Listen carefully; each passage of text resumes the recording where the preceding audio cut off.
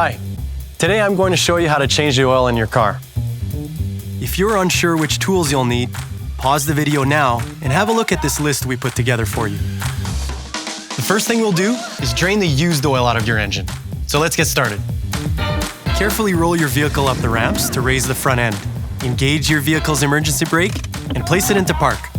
Don't forget to chock the rear wheels. And if you don't have wheel chocks, you can use a 2x4. Slide under your car and place an oil pan directly below the drain plug.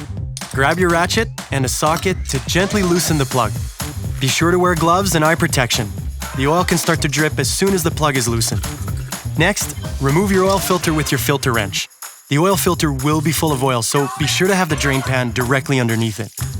If your filter is enclosed in a housing, like this one, safely discard the filter from the housing, remove the O-rings, give the housing a good wipe with a clean rag, and set it aside for later. If your oil filter is a sealed unit, you can safely dispose of the entire filter.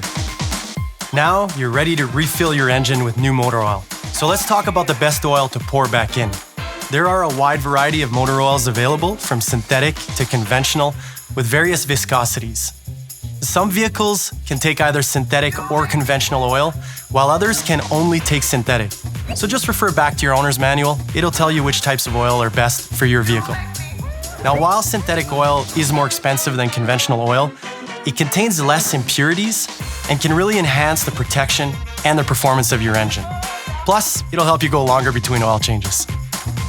First, reinstall the drain plug by fitting a new crush washer and tighten it by hand.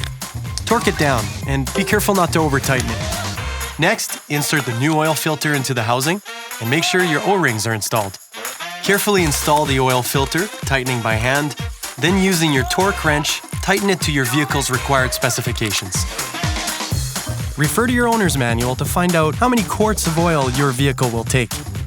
When you're done, lower your car off the ramps so it's back on a level surface. Check your dipstick and add more oil if needed, but remember to never overfill. Next, inspect under and around the vehicle for any oil leaks. Done. Changing your oil isn't difficult, and it's a great way to understand and maintain your car. So here's to helping your car run smoothly with Mobil 1.